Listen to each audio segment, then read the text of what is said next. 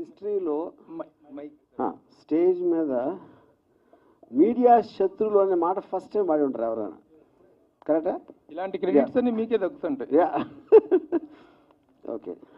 So నాకు అంటే ఇప్పుడు రకరకాల వేరే వేరే ఛానల్స్లో వేరే వేరే బిట్స్ ప్రోగ్రామ్స్లో వేరే వేరే న్యూస్ ఉన్నాయి కాబట్టి వచ్చినాయి కాబట్టి నాకు ఒక్కసారి ఆ టైం లైను ఈవెంట్స్ అనేది ఒక ఆర్డర్లో చెప్తే దాని తర్వాత నేను చెప్పేదానికి మీరు అడిగిన దానికి ఒక సెమిలెన్స్ ఉంటుందని గమనిస్తే, ఇప్పుడు ఫస్ట్ నేను ఇప్పుడు ఒక సంవత్సరం క్రితం ఒక ట్వీట్ పెట్టాను, 1, 2, 3 ఏదో సంథింగ్.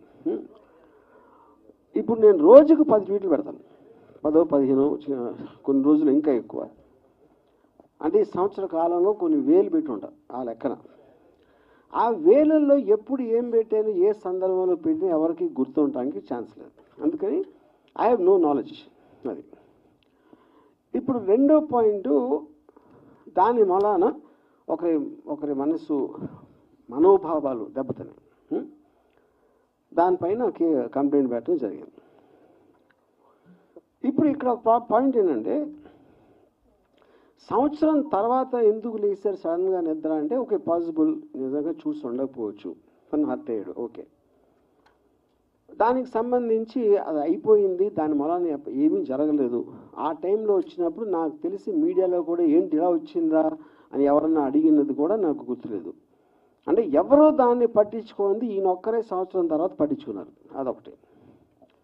సో అప్పుడు నేను బిజీగా ఉండటం వలన నేను ఒక డిఫర్డ్ టైం అడిగాను, ఆ ఇన్స్పెక్టర్ గారు ఇచ్చారు. మళ్ళీ ఆ టైం వచ్చేసరికి ఇంకో విషయం ఏం జరిగిందంటే, 4-5 చోట్ల వేరే వేరే వాళ్ళు వేరే వేరే డిస్ట్రిక్ట్లో అదే కేసు పెట్టారు, సేమ్ థింగ్. సంవత్సరం తర్వాత 4-5 ఒకేసారి మేల్కొనడం ఏంటనేది ఆబ్వియస్గా ఒక సస్పిషియస్ నేచర్ అనిపించింది.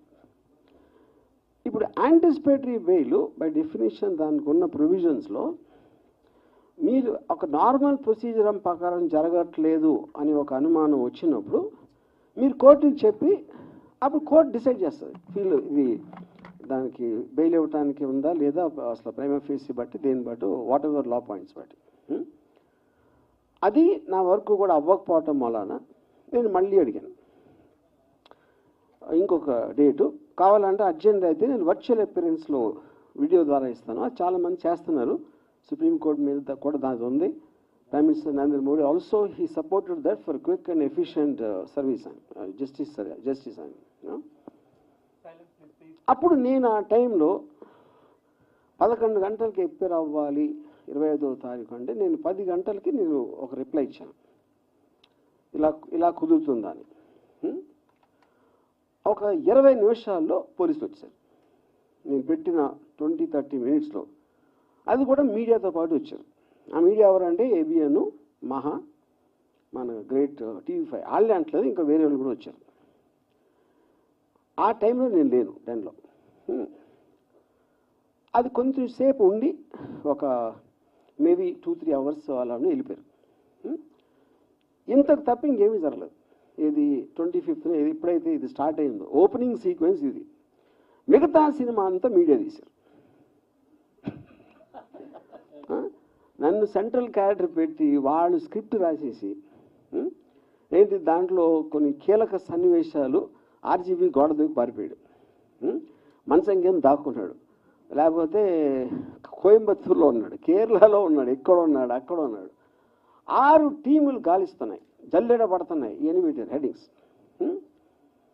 ఇప్పుడు నా క్వశ్చన్ ఏంటంటే చాలా కామన్ సెన్సికల్ పాయింట్. దీంట్లో ఇద్దరు పార్టీలు ఉన్నారు. ఒకళ్ళు అరెస్ట్ చేయడానికి వచ్చారు, ఒకళ్ళు అరెస్ట్